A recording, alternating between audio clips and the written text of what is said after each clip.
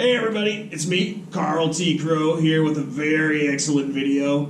Today, I'm here with Professor Johnson, and we're going to be discussing some of the United States presidents. But before we talk about that, I want to ask you one question.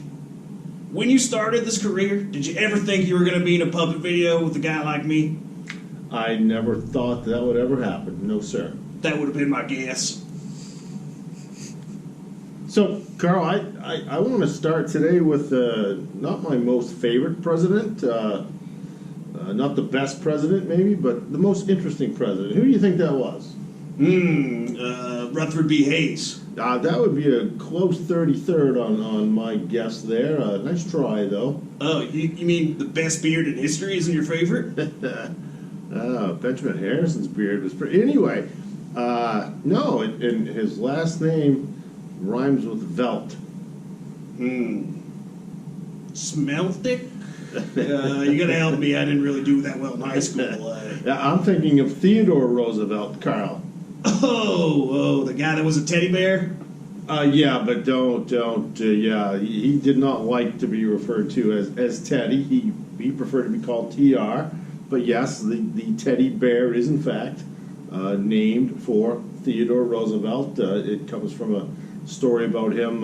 He was a big hunter, and someone actually trapped a bear for him once, and he refused to shoot it because it was trapped. And the press got a hold of it, and boom, bears, teddy bear, and that is in fact a true story. Somebody tried to hunt me one time. It wasn't awesome. Did they do it with a rake? Was it a tall person just hunting you with a rake? How'd you know? So, I still got rake marks on my back. Why are you laughing? It's not funny. You deserved it. So, that's what Mom said. You want to talk about Theodore Roosevelt? Yeah. Okay. I want you guys to imagine a picture of Franklin Roosevelt's, I'm sorry, where'd that come from? Abraham Lincoln's funeral. And there was a procession where Lincoln's body went through every major town in the United States. And a little 6-year-old Theodore Roosevelt was actually looking out a window, and he's photographed while that's happening. And I just can't imagine, a 6-year-old boy watching Abraham Lincoln in a funeral procession. It must have been an amazing thing for a little kid to witness. But then Roosevelt was a very, I guess in the days they called him a sickly child. What do you think was his worst physical ailment was? I know all about being a sickly child. Something with his lungs. Tuberculosis? Nope. A lot of kids have this breathing. Asthma, yes. He was very asthmatic. Was, again, what they called back then a sickly child. He actually had to sleep sitting up. His asthma was so bad. And his dad told him that because he was weak as a child, he was going to have to work on his mind and his brain, and he did. And he was an incredibly intelligent man, but he also decided to work on his body. And he lifted weights, he ran, he boxed, he did things that people just didn't do back then. And between getting older and overcoming the asthma and building his body up, he became a really, really healthy guy who was also very intelligent and went off to Harvard. His family was incredibly wealthy. Then while at Harvard, he started writing books about history for the most part. When he finished Harvard, came back to New York, where he was from, New York City, got involved in local politics, and was a major player. He was an incredibly energetic guy who was smart, and people listened to him. He ended up getting elected to various positions, and as a young man would do, got married, and was very close with his wife, as one would expect, and his mother. Is that the guy that was married to his ward? No, that would have been Grover Cleveland, and we'll do that in episode 22 and 24 of our Presidents with Carl. But no, this was Theodore, not Franklin Roosevelt, Theodore, and while he was in Albany working as a state legislator, he got a call, said, "Come home now." His wife was in labor and his mother was sick, and he rushed home to New York City from Albany, and on the very same day, his mother and wife died, which that was rough. And now you take this kid who would have been 26-ish years old. I'm not sure, but has a baby and lost his mother and wife on the same day, and he couldn't handle it. So he handed off his shocking. He handed off his daughter Alice to his sister, and decided to go become a cowboy. Yeehaw! So yeah, exactly. And he went off to the Dakotas and started a cattle ranch. Became a kind of a deputy sheriff. Actually captured some bad guys at one point, and they pulled guns on him, and he pulled guns on them, and they dropped their guns because, as he always said, they knew I was going to shoot, and so they gave up. And he did some cowboying for a few years, came back to New York, got back into politics, got his daughter back, and ended up as police commissioner among many things in New York City, and was known as very much a progressive. You know, it was during the Gilded Age, and there was a lot of corruption, and he I don't know anything about that. he wasn't going to put up with it, and he fought against all of these things, which didn't make him all that popular. But because of his political connections, he eventually ended up in 1896, maybe 97. He was appointed to be Assistant Secretary of the Navy. I always like to be assistants when I have jobs. And what's the great advantage of being an assistant, Carl? The other guy gets in trouble and not you when things don't work out. And one would think that would be what would happen with Theodore Roosevelt as Assistant Secretary of the Navy, but not Theodore Roosevelt. The official Secretary of the Navy was more inclined to be the Secretary of the Navy and didn't care about actually doing the job, so he let Theodore do stuff. Now, that was a time when we were having some issues with Spain. The battleship Maine had blown up in Cuba, and a lot of people, including Theodore Roosevelt, wanted to go to war with Spain, and he did everything he could to push for that, including sending, as the Assistant Secretary of the Navy, sending the Pacific Fleet to the Philippines, which were Spanish colonies at the time, to just be there if things went bad. And things went bad, and eventually war was declared. For the Philippines? We actually declared war on Spain so we could beat them up and steal their stuff. But that's another issue. So we declared war on Spain. Actually, they started it. And we fought in Cuba? And we fought in Cuba. Thank you for clearing that up, Carl, because Cuba was a Spanish colony, right 90 miles off of our coast. Wait. Can we go back a second? We sure can. So you're telling me that we wanted the Philippines, so we declared war on Spain, and then we fought in Cuba? Yeah. And a little bit in the Philippines. Makes a lot of sense. Not. Yeah, okay. I'm not going to disagree. But, Cuba's just right next door, and, we always wanted it, but we never did get it, at least not as of today. So Theodore, not Teddy, Theodore helps put this war in motion. The war starts. Theodore says, that's it. As the war goes on, I've got to go fight. So he resigns as Assistant Secretary of the Navy and then begins his own... I know about this. The Rough Riders. The Rough Riders. He starts what... That's a Rough Riders roll. Oh, no. That's a Rough Riders roll. I don't know if you know he has a theme song written by DMX.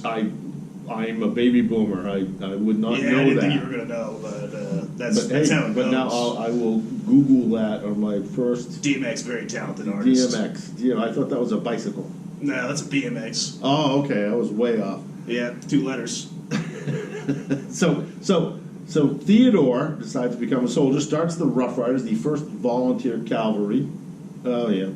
And goes to Cuba and fights in some battles, and of course becomes the hero of the war, because he wrote about it, and in everything he wrote was, I, Theodore Roosevelt, won the war in Cuba. And I have his books, you can actually look.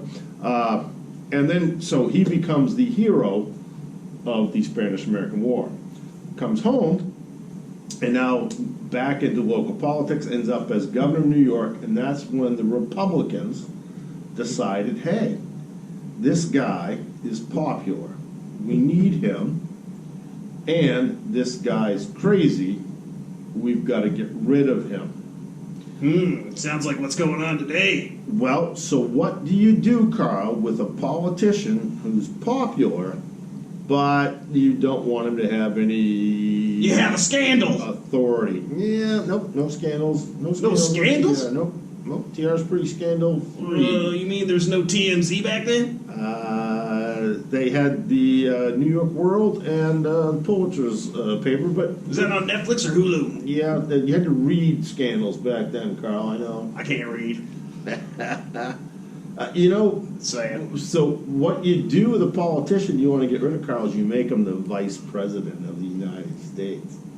Right? What could go wrong, right? You can get rid of somebody really quick by making them vice president. Think Joe Biden. Anyway, so Theodore Roosevelt became William McKinley's vice president in 1900 because they wanted to get rid of him. That happens to me all the time. Well, what do you think happened as a result of them trying to get rid of Theodore Roosevelt, Carl? I'm sure it didn't work out. Well, that's because in September of 1901, William McKinley got shot.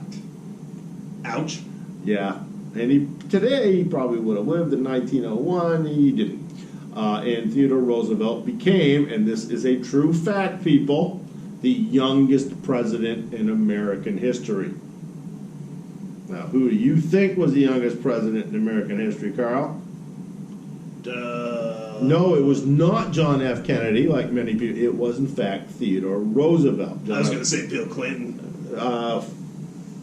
Fourth, I believe, on the list. But anyway. He's most like JFK is all I know. That's another video. Which we cannot show on this channel.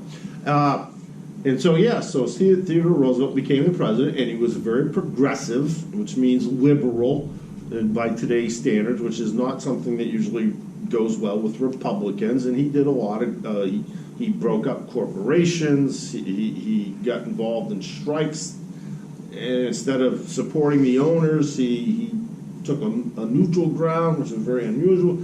He helped make the Panama Canal happen. He made sure that the United States was the big brother of South America. That's when we originally became the police force of the world. Did amazing things as president, but that George Washington got in the way.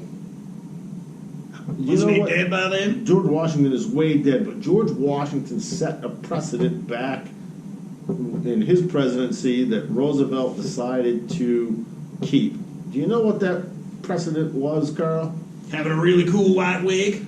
No, it was serving only 2 terms as president. Now, Roosevelt could have run again, wanted to run again, but he felt that he had done 2 terms because he had filled out McKinley's term. So in 1908, Roosevelt decided not to run for president. Instead, picked one of his best buddies, the very large William Howard Taft. Yeah, the bathroom guy. The bathroom guy who probably did, in fact, get stuck in a tub, the best we know. But we'll discuss that in a future episode.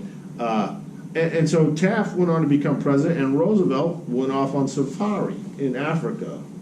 Sounds fun. Yeah, Except it was. I don't like it outside. Well, I mean, he killed a bunch of animals. Yeah. Hippopotamuses and rhinoceroses and Macedonians and I don't know. But yeah, but all for science. And he didn't like, while he was gone, he didn't like what Taft was doing at home. So in 1912, he came back. And he tried to become the Republican nominee for president, but the conservatives chose his old buddy William Howard Taft instead. So Roosevelt, being the kind of guy that he was, started another party called the Progressive Party. Also named for an animal. You know the animal, Carl? The hippo? No, that's the bull moose party, Carl. Nice try, though. Because the You Republicans told me he have was a hunting elephant. hippos in Africa. I tricked you, didn't I? So, and while campaigning for president in 1912, he was getting out of a car, and a man walked up to him and shot him in the chest. There's a lot of people getting shot in A this. lot of shooting going on. Now, I want you to Animals, think, too. Carl, what would happen today if a president or a presidential candidate got shot before giving a speech? What kind of bedlam would transpire as a result? I imagine there would be a hospital trip involved with that. Guess what Theodore Roosevelt did? Went to the hospital. No. Well, eventually. But Theodore Roosevelt got up and gave a speech. And there are pictures. You can look this up. The bullet went through his steel eyeglass case. He had a speech doubled up in his pocket, went through that, and then lodged in his chest, and the bullet stayed in his body the rest of his life. But unlike today's politicians, Theodore Roosevelt didn't complete the speech, but went on and gave the speech. Is that pretty amazing, Carl? Yeah, it's pretty cool, I guess. Yeah, well, it wasn't enough because Theodore Roosevelt, although he came in second, and he and Taft split the vote of the Republicans between the progressives and the Republicans, and Woodrow Wilson, another video, most racist president ever, became president of the United States instead. And then Roosevelt, you would expect, would go off and retire to a pleasant life, correct? Yeah. Yeah, no. Roosevelt decided to go map the route of the Amazon River, where he got an infection in his leg that flared up from the malaria that he had, that compounded with the bullet wound that he had with the bullet that was still in his body, and then was able to come home successfully thanks to the efforts of his son, and survived, but it weakened him severely and probably shortened his life considerably, and he considered a run for presidency in 1920 or 1916, no, 1920, but he died in 1919, and that's why, sorry Carl, that's why he's my most interesting president, if not my favorite. Thank you for listening today, buddy. It was fun. You're welcome. I'd like to say the same thing. Thanks for watching the Low Budget Puppet Show, talking about presidents. I'm Carl T. Crow, Professor Johnson. We'll see you next time.